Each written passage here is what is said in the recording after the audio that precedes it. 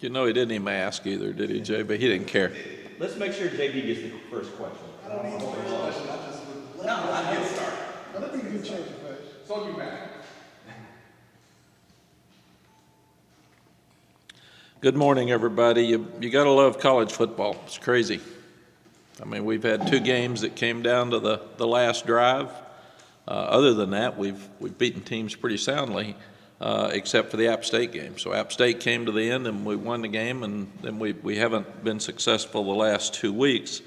But it shows you the parity that's out there in college football. I put up scores every Sunday for our players, and just see the shocks that happen in college football across the country. And we have to educate ourselves because it is what it is. And I do think the transfer portal's probably made it where everybody's got some really good players. And everybody can, if they're struggling some, they can get good players like we did to be a better team the next year. And the transfer portal's not going away, because it's everybody's got a quarterback. I thought King played great Saturday night. He hadn't played that well. He struggled the week before against Boston College, but he played well. But Georgia Tech beat Miami at Miami. So they're obviously a really good team. They've got the fastest receivers that will play probably this year. And we had trouble tackling them in space, and then they ran the ball on us in the second half. So we've got exciting finish to the season. You start looking at, we've got what would be considered 3 rival games, one here with Duke, and at Clemson's hard to play, and Duke's playing great, and then at State's hard to play. So we've got our hands full. We'll have to get ready to go against Campbell this weekend at home. Only have 2 home games left for these seniors who have given us a lot of joy over the last few years. So I want the fans to come out and thank them. And we do think this will be the last 2 games Drake will play at home. And he played great Saturday night. So we're sitting here at 6-2, and we're probably 2 drives away from being a top 10 team. And that's how close we are to being a great team. And we'll talk a little bit about it. We had a really good start. And last week against Virginia we didn't, so that was one of the keys. Then we had a great first quarter. Continued to do the same the second quarter offensively, and then gave up too many big pass plays in the second quarter defensively. Came back out the third quarter, maybe the best third quarter we've played. Offensively, we only scored 7 points, but we kept the ball all but 1 minute. Defense intercepted a pass on the first drive after a block punt for us that saved us, and then defense had a 3-and-out. And so you're going into the fourth quarter with an 11-point lead. Like last week, we had a 10-point lead against Virginia. And unlike what we've done the previous 4 years, we have played well in the fourth quarters. We have not played well this year in the fourth quarter. We've scored 33 points and given up 56. And you ask why, I don't know why. We're looking at conditioning, we're looking at our practice schedules, we're looking at everything, because you got to win in fourth quarters. And we played better in the fourth quarter against App State, obviously, than last year. But Saturday night's fourth quarter defensively was unacceptable. And it was more like the fourth quarter defense against App State last year, and cost us the game. So we have to finish games better. Offensively, you rush for 267 yards, 5.7 yards per carry. Drake throws for 310 yards, 2 touchdowns, and runs for a touchdown. You score 5 touchdowns in your 5 trips to the red zone.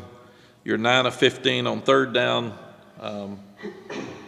Those are all the positive things. Still too many penalties. We've got to get rid of the holding penalties. Whether they're holding or not, they call them, and it puts us in a tough spot. Cost us an opportunity to score at the end of the game again. So we've got to eliminate offensive penalties, and most of them are offensive penalties. And the other thing we've got to do that we just haven't done, we've got to score. When we're behind the fourth quarter, we had 2 opportunities to score against Virginia and didn't. And as good as our offense was in the game, you got to win the game. And then the same thing Saturday night. We had 2 opportunities to score. We missed a field goal on one with a guy that's not missed a field goal all year, and then the other one we fumble. and got a first down and had a holding penalty to call it back on the field goal drive. So offensively, we can still get better. We can still do things better and score when we've got opportunities to win games at the end, which we did last year. Our team wasn't as good last year, but we won a lot of close games, and we haven't done that in the last 2 weeks. Defensively, we're just inconsistent. Until we stop the run better than we have the last 2 weeks, we're not going to win here at the end. All these teams run the ball good, and now everybody's just going to line up and run the ball. And I don't know why we were playing good defense early and why we were stopping the run early and why we're not now. And Gene will be here in a minute, and you can ask him. Ask him why he thinks it's a problem and what he thinks we're going to do about it. Because until we stop the run better, we're not going to win another game. Period. You can't give up that many rushing yards. That's football.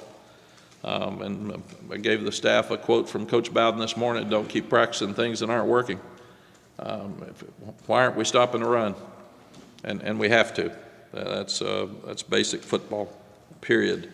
And why are we so inconsistent? Why did we play a great first quarter and a great third quarter and then stink in the second and fourth? I don't know. Those are things we've got to get answered. And we've got to make sure I love these players. They tried hard. They had a great week's practice. They were ready to play. So it's on us as coaches to put them in the right positions and give them opportunities to win. So I never ever blame it on players. And I do think that, like everybody else in the country, and Georgia Tech had the same problem, we're having trouble with tempo. It's eliminating calls, and it's eliminating substitutions. And when you get a long drive, people get tired, and you can't substitute. So tempo's the biggest change in college football for defenses across the country, and it's hurting defenses more than ever. And here's a defense that had 2 fourth-down stops that were unbelievable at the first of the game.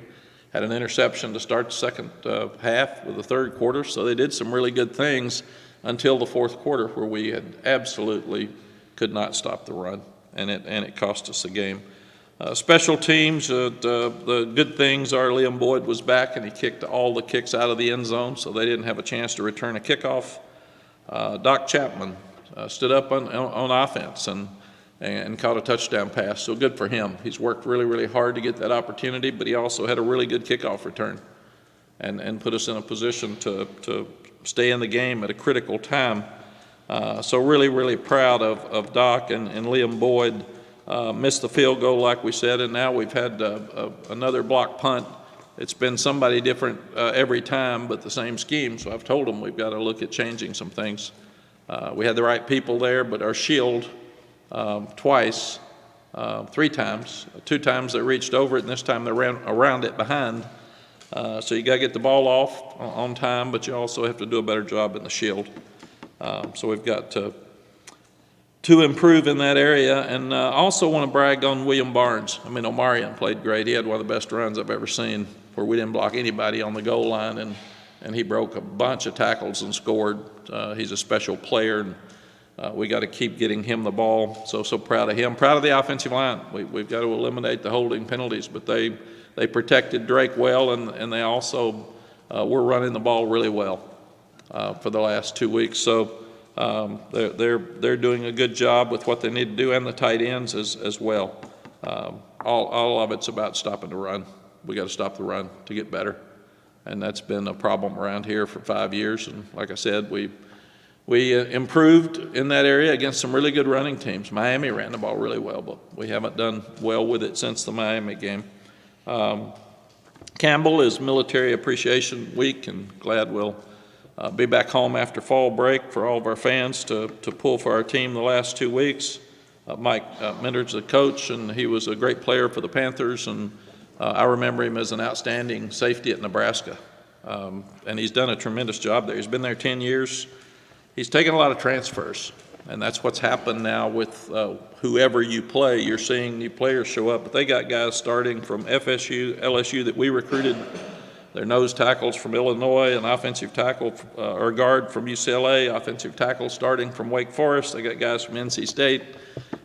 They've got transfers all over the place, and that changes the dynamic. Their best players are quarterback Haj Malik Williams, 37 career starts, all-time passer in yards and touchdowns in their school history. He's completing 74% of his passes, which is second in the FCS, so he's done a really good job.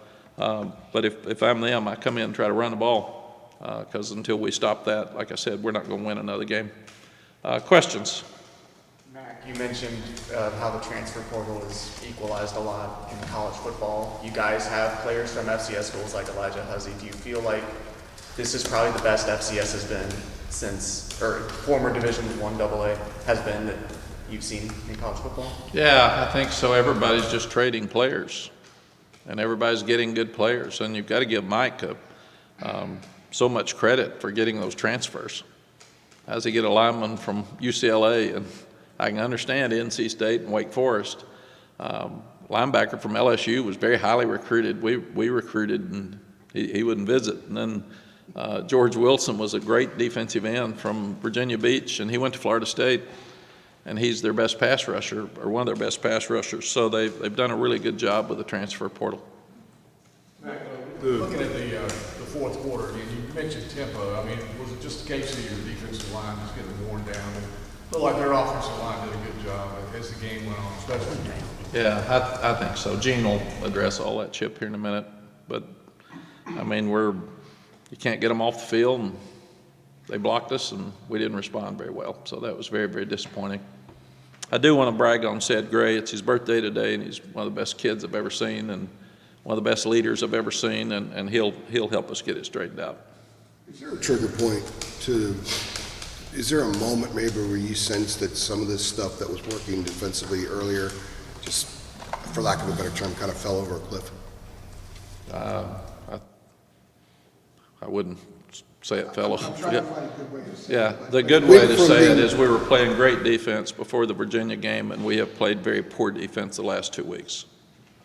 So if falling off the cliff's a better term for you to be dramatic, that's... Well, I don't know if it's my term so much. I was just trying to find a way to... Yeah, here's what... It's been pretty dramatic. Yeah, here's what you don't hear. We played great defense the first quarter.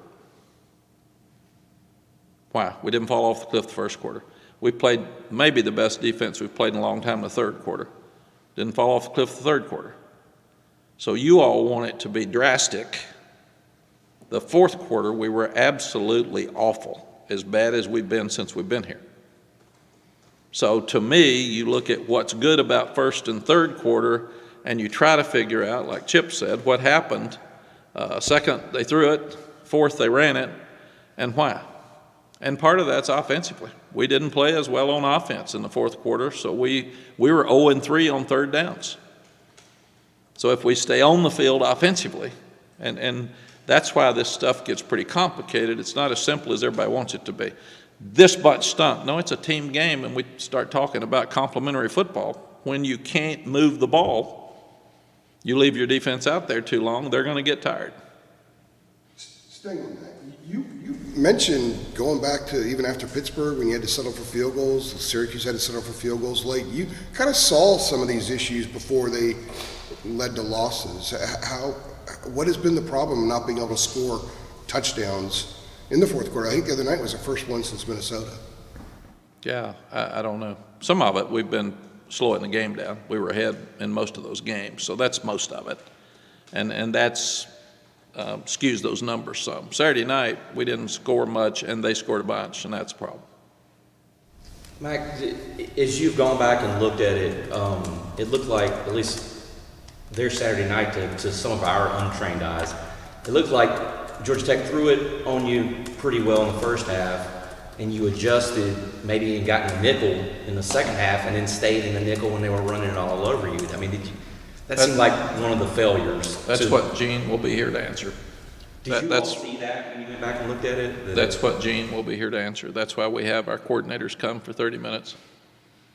Is there anything that you can share as far as the conversations that you've had with Gene since the Georgia Tech game or over the past 2 weeks with the defensive struggles? They're what you'd figure. I mean, they're not good. And the confusing thing is when you lose, everybody's negative about everything. That's just my 47 years in this business. When you win, people don't even talk about the negative things that happen because they're so excited about winning. They let a lot of stuff slide. So my job is to make sure I look at what the problems are and how to fix them. I look at what we do well and see how we can improve those. Everybody is griping about the defense, and they should. Part of that's the offensive problem in the fourth quarter. We didn't move the ball. Nobody's talking about that. That's facts. So I have to look at everything. So I've had the same conversations with the offense in a different way about, man, you were ahead and you didn't finish. As we do the defense, about till you start stopping the run and tackling people.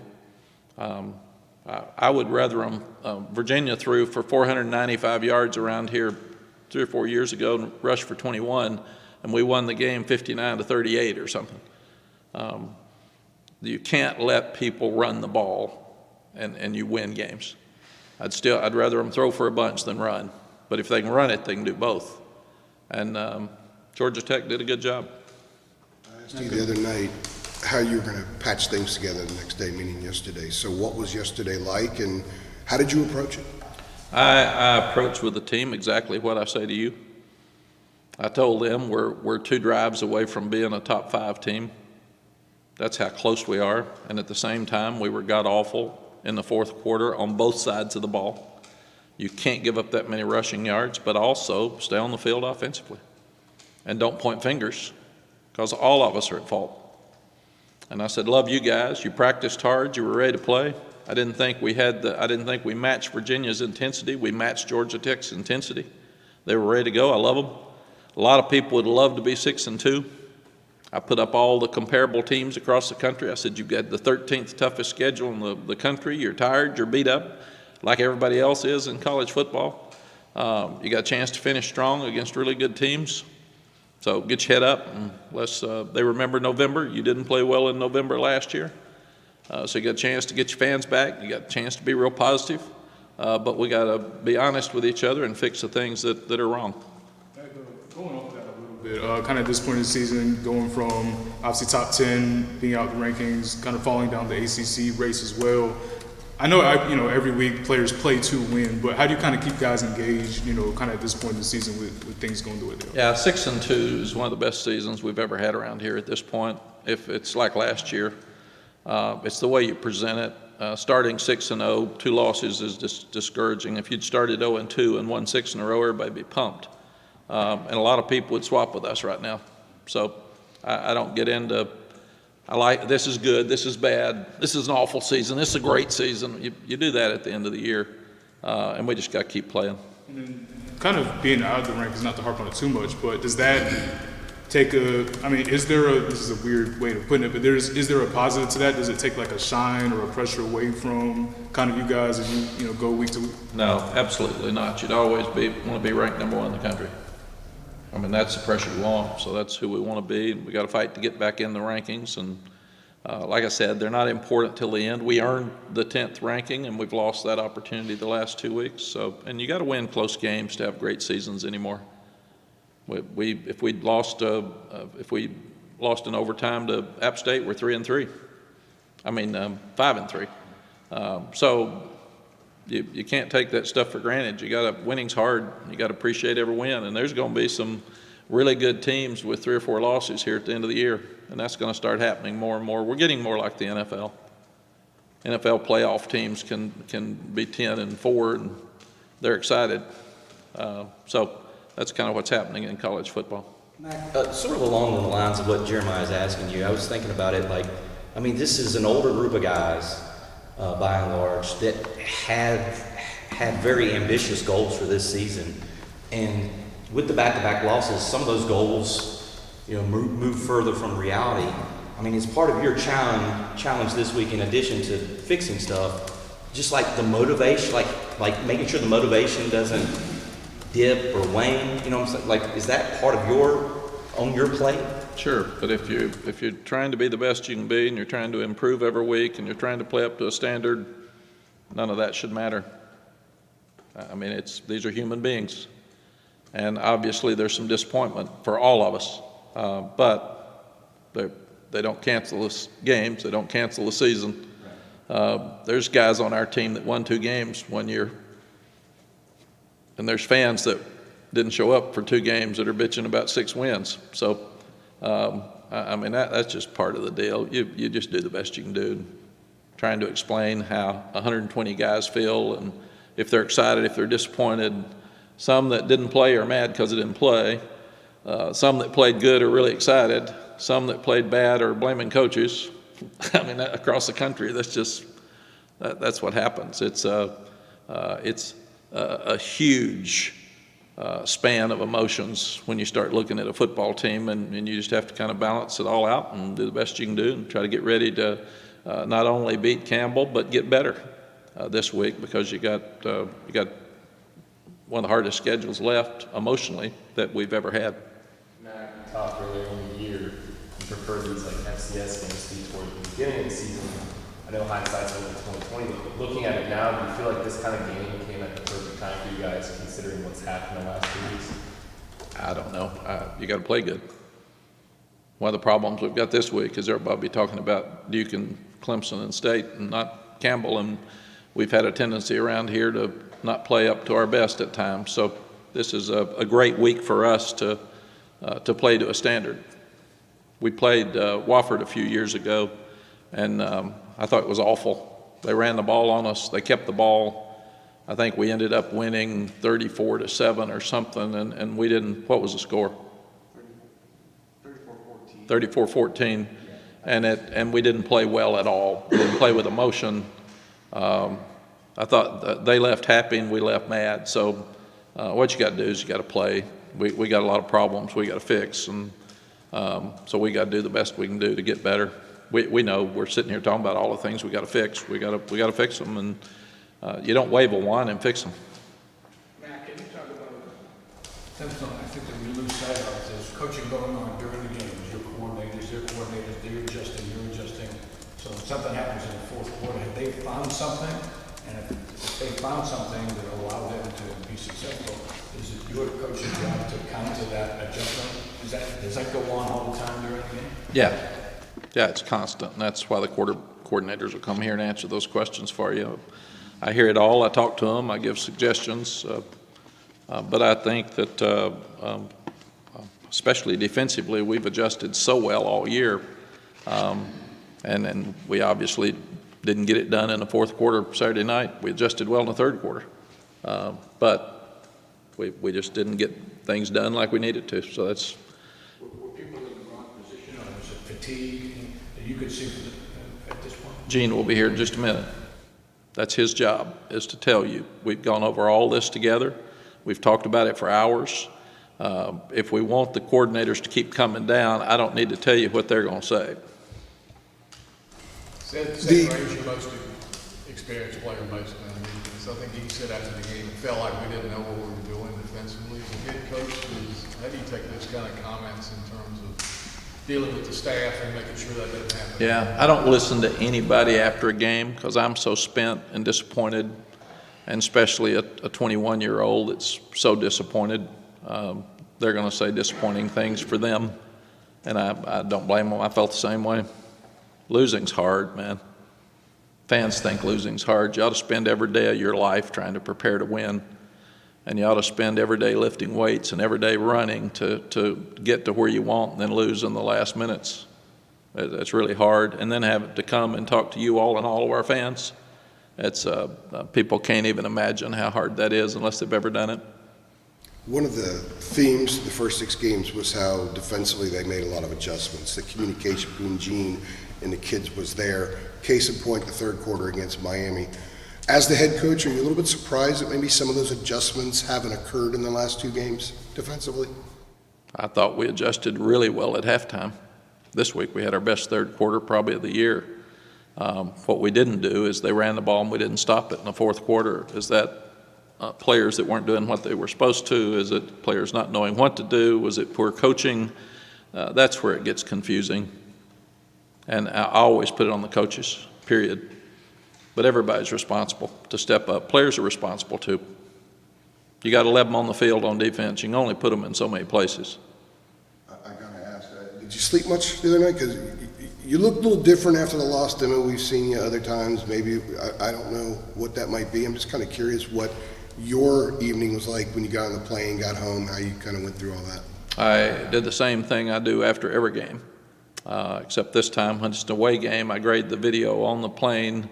I got home at 3:45. I sat up and watched it till probably 9 again.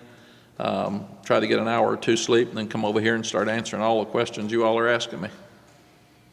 And that's what we do with the staff. We spend an hour and a half with them, then we have to go talk to the players, and then we have meetings for about 3 hours to look at every play and try to decide what worked and what should have been done differently, what adjustments we should have made that we didn't make. Everything you're asking me, we talk about for hours.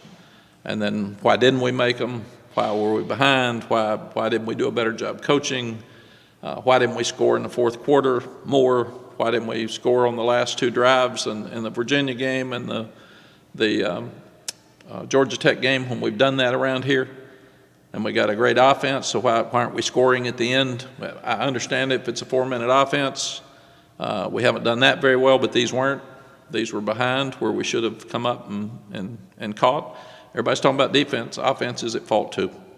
I mean, it's there, and I have to look at everything. I can't just look at one side. But we were on the field too much.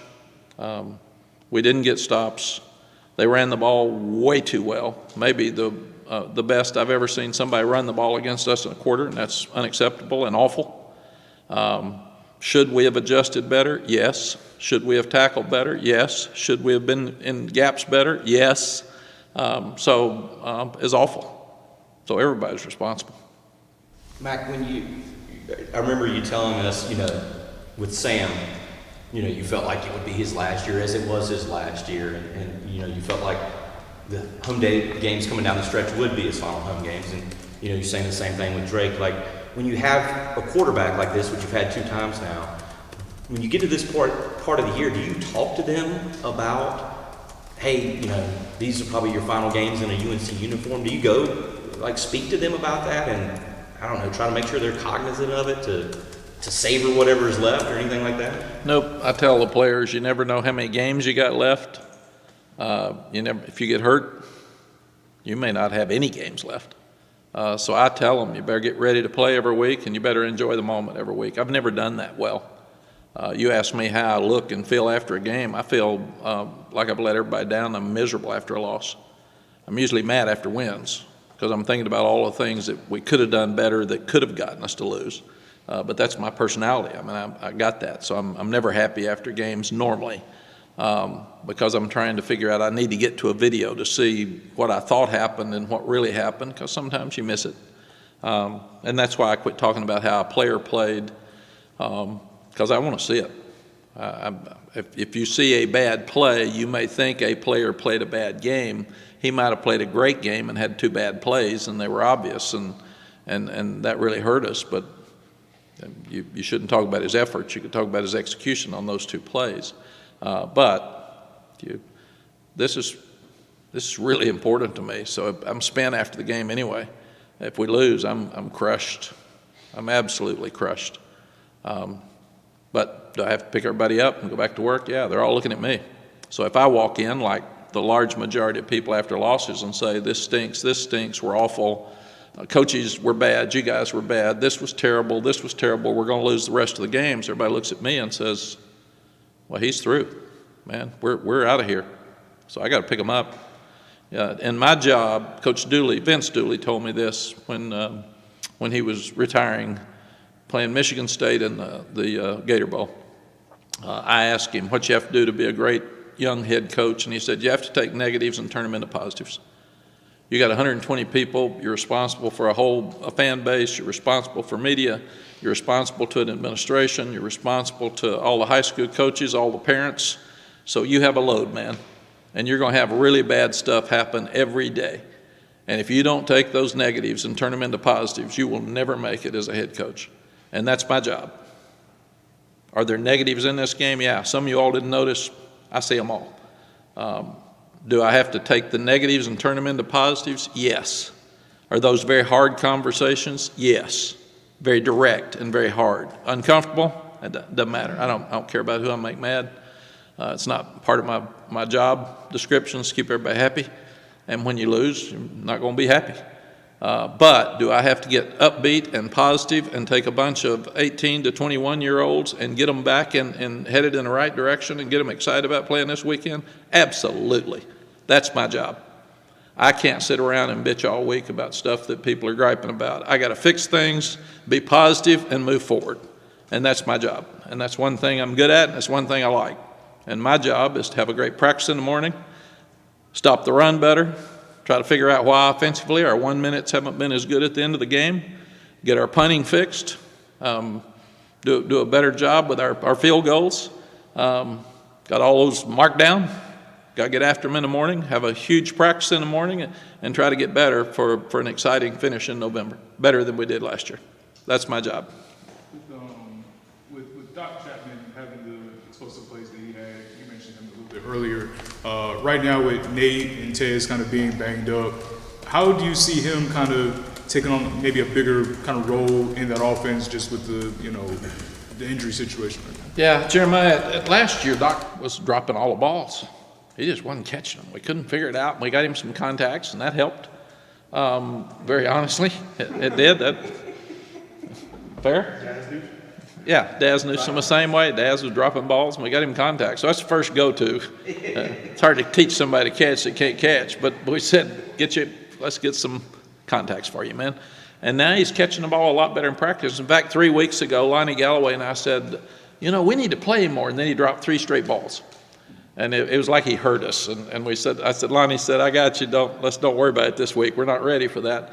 But when Nate got hurt, we thought we'll use Bryson Nesbitt more. And we did. He's taken a bigger role. But at the same time, when Doc went in, he produced. So we're ready to play him now. We're ready to put him in the rotation and let him go. And he's real fast. Which was obvious on the kickoff return too. But he's getting confidence, and sometimes it just takes a player more. He was more of a running back slot guy in high school, so he carried it more than he caught it.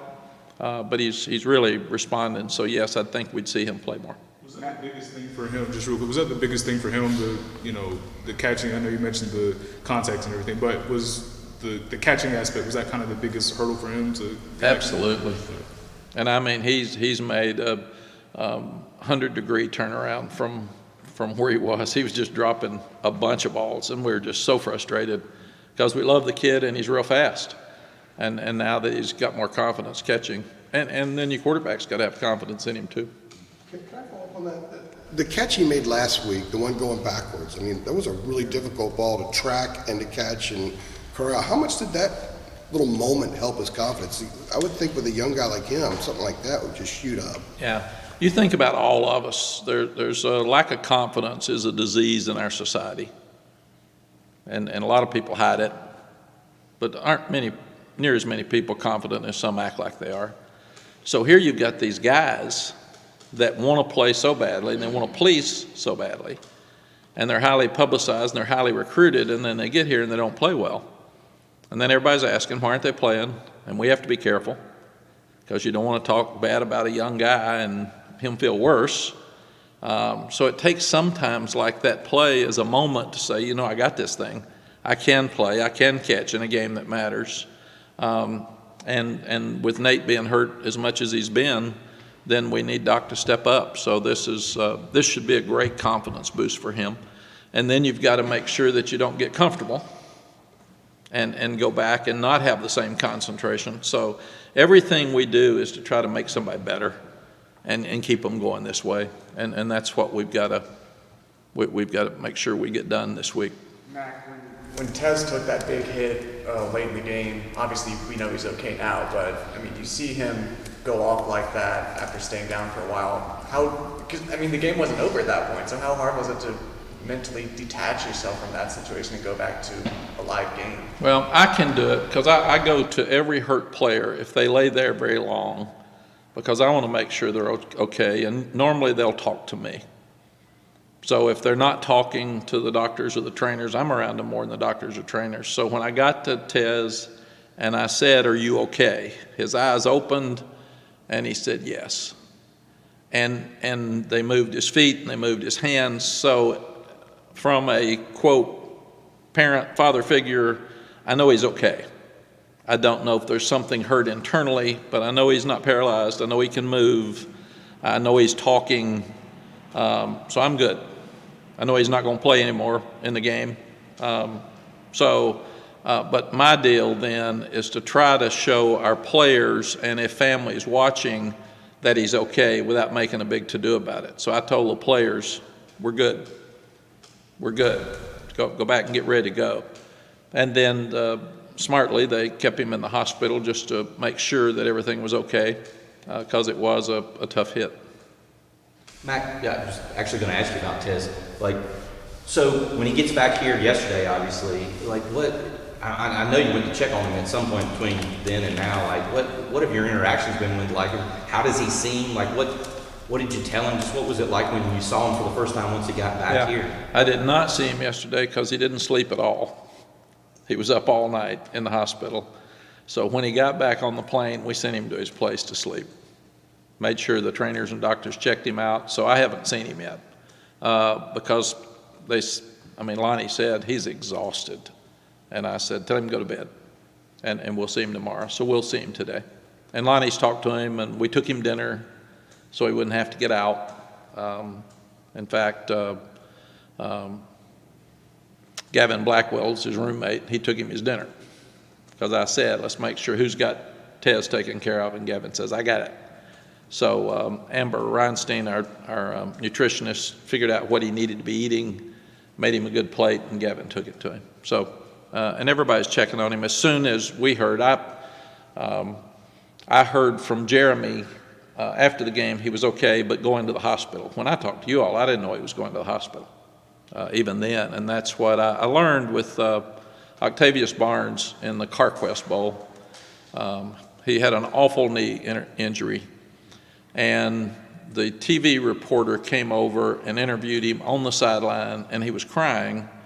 And he or the doctor, somebody said he's through. He's ruined his knee. And it really upset his family because they weren't there and they couldn't take care of him. And at that point, I said, we will never, ever talk about an injury again until we have all family members caught up to date on exactly what happened before we tell you guys. And that's, we don't let, we take them in immediately if somebody's hurt bad, and we do not let TV cameras get around them on the sideline, because that's not fair to parents to see their son sitting there. And he was just told that he's out for the year, or the next year possibly, and here he is, a pro prospect. That's why we're very, very cautious with someone afterwards. I tell them not to tell me during the game. All they tell me, because I'm emotional and I don't want to be told a guy's out for the year, and they may not know for sure. Sometimes doctors are human and they'll tell you it looks bad, he's out for the year, I think, and then he's not. So I said, all I want to know and all I want our players and coaches to know is he out for the rest of the game. That's all we ask, and that's what they tell us, so we'll know that he's not available for the rest of the game. And one of the things that hurts you see 12 on the field or 10 on the field sometimes in special teams, it's because a young one will get hurt, and then he has to go to the trainers and doctors. So Brian Hess is responsible for telling every coach that he's involved with, special teams and the regular position, that he's out and unavailable. And then sometimes they'll say, okay, he's ready to go back in, and all the information in time doesn't get to the right coach, and he goes back in, and nobody's told his replacement that he's out, and that's how you get 12 on the field right quick. Was Tez's parents at the game? I don't think so. I'll talk to you. Yeah. Do you try to communicate with them quickly, let them know? Absolutely. They're watching on television. Yes, we called immediately to, I think we talked to Dad, maybe high school coach immediately. You've got to figure out who you can find. And we try to keep contacts on everybody. But that's really important for us, and that's the management of the game. And then, as Michael said, then I got to go back. After I know he's okay, I got to go back and try to get back in the game and try to figure out how to win the game. And what do you do without him in there? And it's just a fumble. So then we got we got our timeouts left, but we got to stop them. We hadn't stopped the run, so what do we do to stop them? And then how much time we're going to have left? We'll have to have 1 minute offense because we're going to be out of timeouts regardless. When can they take a knee? All those things are going through your mind, and at the end of the game, trying to figure out how you can make something happen. Mack, years ago when he was getting into coaching, it seemed like Mike Minter was like really adamant about it. I mean, he's transitioning from playing to what he's doing now. I mean, he was all over the place politicking for jobs. I was just wondering if and maybe not, if he approached you at all with any advice or to help him get started or anything like that. No, I don't know Mike, and I was here when he was at Nebraska, so I never coached against him as a player because I looked it up. He went to the Panthers, I think, in 97, 98, something, or maybe he finished at Nebraska, and he was had a great career with the Panthers. And then I think he coached at Liberty and Smith before he went to Campbell, but he's done a really good job at Campbell. All right, guys. Thank you, Coach. Thank you. Appreciate it, Coach. Appreciate you.